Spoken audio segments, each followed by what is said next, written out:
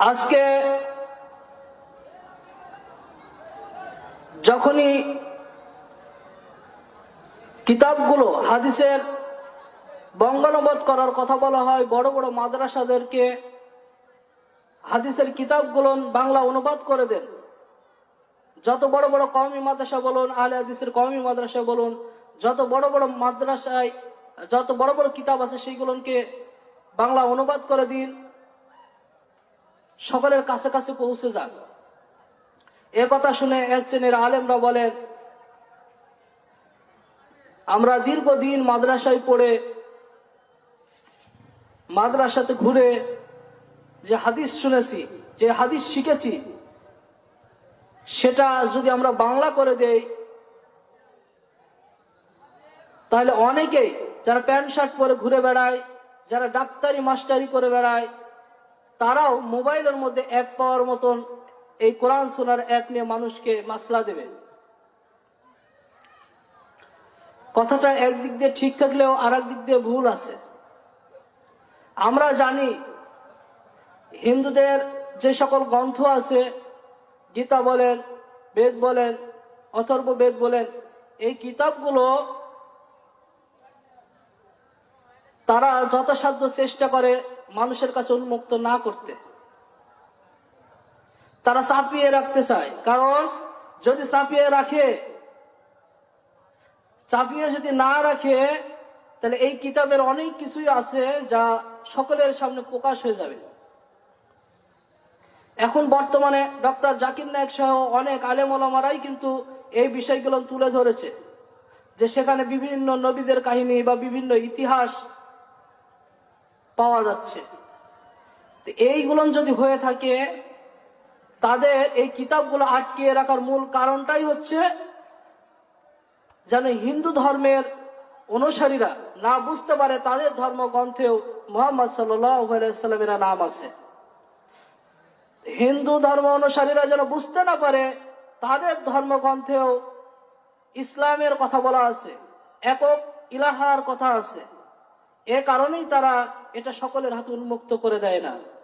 অনুরূপ কাজ যদি আমাদের মাঝেও করা হয়, তাহলে অনেক যুবক ছেলে, অনেক সাধারণ শ্রেণীর আলেম ওলামারাও অনেক হাদিস আছে যেগুলোর বিষয়ে জ্ঞানী রাখতে পারবে না।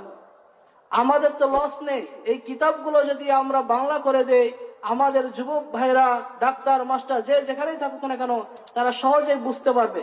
তাদের কাছে যখন কোনো ব্যক্তি ভুল বক্তব্য নিয়ে আসবে, তৎক্ষণাৎ সে ধরতে পারবে। কোন একজন ব্যক্তি অজু করতে গিয়ে অজুর মাসলা ভুল হয়ে গেছে, আর একটা ডাক্তার পাশে বসে থেকে যদি দেখতে পায় যে অজুটা ভুল করছে, তার যদি ওই মাসলা জানা থাকে, সে সঙ্গে সঙ্গে বলতে পারবে, ভাই আপনার অজুটা ভুল হয়েছে, অজু এভাবে হবে না, অজু সঠিক নিয়মটা বলে দেবে। সুতরাং প্রত্যেকটি জায়গাতেই যখন প্রত্যেকটি মানুষই কোরআন সুন্নাহর সে সেবাটা পাবে, কোরআন সুন্নাহর কথা শুনতে পাবে, কোরআন সুন্নাহর আমল দেখতে পাবে, বাস্তবায়ন দেখতে পাবে, তখন সকলের মাঝেই একটি ইসলাম প্রিয়তা চলে আসবে। আর যখনই দেখা যাচ্ছে যে কোরআন সুন্নাহর এই কিতাবগুলো, হাদিসের কিতাবগুলোকে অনুবাদ করবে না, তখন এই কিতাবগুলো শুধুমাত্র যারা সেই সকল ভাষাতে পারদর্শী আলেম ওলামা আছে তাদের মাঝেই সীমাবদ্ধ থাকবে। সম্মানিত উপস্থিতি, এ কারণে আমি যে কথা বলছিলাম, আল্লাহ সুবহানাহু ওয়া তাআলা কোরআনকে পাঠিয়েছেন, কিতাবকে পাঠিয়ে দিয়েছেন, এই কিতাবের সঙ্গে উস্তাদ দিয়েছেন, যেন এর সঠিক ব্যাখ্যা, সঠিক বিশ্লেষণ যেন এই সকল উস্তাদগণ, এই সকল শিক্ষকগণ আমাদেরকে শুনিয়ে দিতে পারেন। এই কিতাবের ব্যাখ্যার কারণে কিতাব কিন্তু সঠিকই ছিল, তাওরাত, জাবুর, ইনজিল সব কিতাবই কিন্তু সঠিক ছিল এবং আল্লাহ তাআলার পক্ষ থেকে আসছিল, যদিও তা সরাসরি পরিপূর্ণ না। সকল কিতাব আল্লাহ তাআলার পক্ষ থেকে এসেছে, কিন্তু কি হয়েছে, ইহুদিরা দীর্ঘদিন যাইতে যাইতে দেখা গেল যে আস্তে আস্তে এই কোরআন, তাদের কিতাবটাকে, তাদের কিতাবের যে সকল বিষয় তাদের সাথে সাংঘর্ষিক, মত বিরোধী, সেইগুলোকে আলাদা করে রেখে দিয়েছে। এবং যেগুলো তাদের সাথে সাংঘর্ষিক নাই, তারা ইচ্ছে করলে সব করতে পারে, যে সকল দলিল দ্বারা তাদের কাজ সাধ্য হাসিল করতে পারে সেই সকল দলিলগুলো মানুষের মধ্যে প্রকাশ করেছে।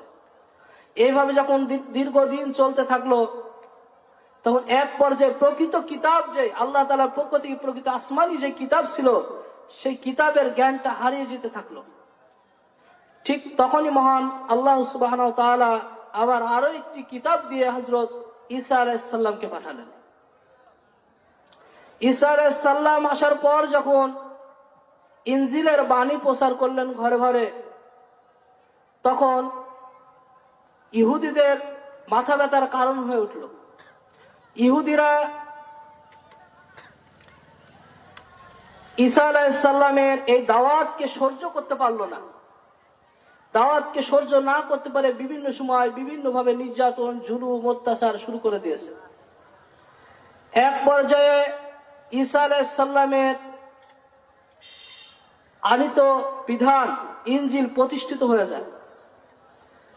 এই প্রতিষ্ঠিত বিধান দ্বারাই সেই সময় মানুষ বিচার ফায়সালা বা বিভিন্ন কাজে তাদের ইনজিল দ্বারাই কাজ পরিচালনা করেন।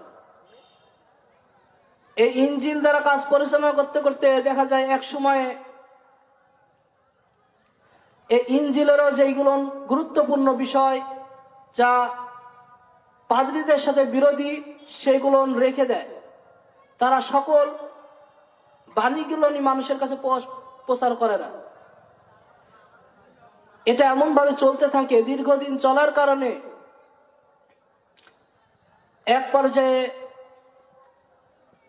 ইনজিলের যে ব্যাখ্যাটা, যে বিশ্লেষণটা, সেটাও ভুল ব্যাখ্যায় পরিণত হয়। তখন আল্লাহ সুবহানাহু ওয়া তাআলা তার পক্ষ থেকে সর্বশ্রেষ্ঠ কিতাব, সর্বশ্রেষ্ঠ নবী মুহাম্মদ সাল্লাল্লাহু আলাইহি সাল্লামের মাধ্যমে মুহাম্মদ সাল্লাল্লাহু আলাইহি সাল্লামকে এই কিতাব সহ দুনিয়ার বুকে পাঠিয়ে দেন। আর আল্লাহ সুবহানাহু ওয়া তাআলা এই কিতাব দ্বারাই দুনিয়ার বুকের মানুষ জীবন পরিচালনা করার, রাষ্ট্র পরিচালনা করার, সমাজ পরিচালনা করার, পরিবার পরিচালনা করার, মানুষের ব্যক্তি জীবন পরিচালনা করার সকল বিষয়ের নিয়ম পদ্ধতি আল্লাহ সুবহানাহু ওয়া তাআলা এই কোরআন মাজিদে দিয়ে দেন। এ কারণে কোরআন মাজিদকে বলা হয় পরিপূর্ণ গ্রন্থ। সকলে বলি সুবহানাল্লাহ। সুতরাং মুহাম্মদ সাল্লাল্লাহু আলাইহি সাল্লামের মাধ্যমে আমাদের দ্বীন ইসলাম কোরআন এবং সুন্নাহ দ্বারা পরিপূর্ণ হয়ে গেছে।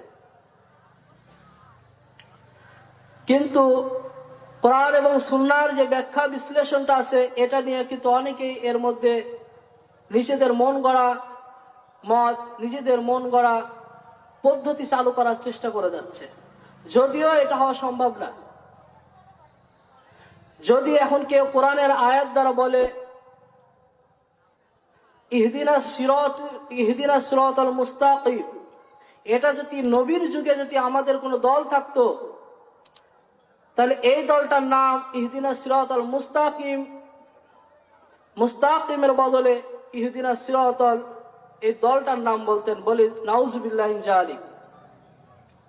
সুতরাং এই সকল মত যে তৈরি হয়ে গেছে, তার মূল কারণ হচ্ছে কোরআন থেকে মানুষ সরে গিয়েছে, কোরআন সুন্নাহ পড়া থেকে মানুষ দূরে চলে গেছে।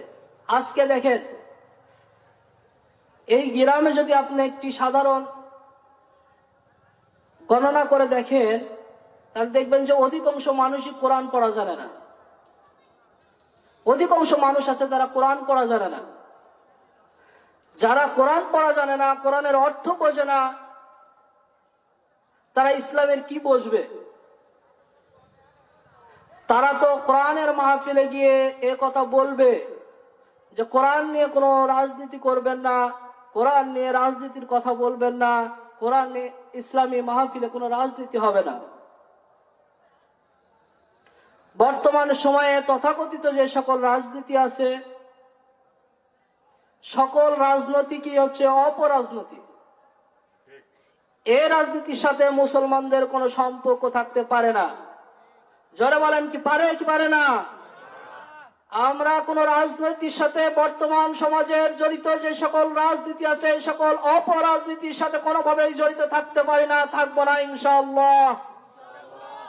আমরা আওয়ামী লীগ করি না, আমরা বিএনপি করি না, আমরা জামাত করি না, আমরা জাতীয় পার্টি করি না, আমরা সবাই মুসলমান। যারা বলুন কথা ঠিক কিনা?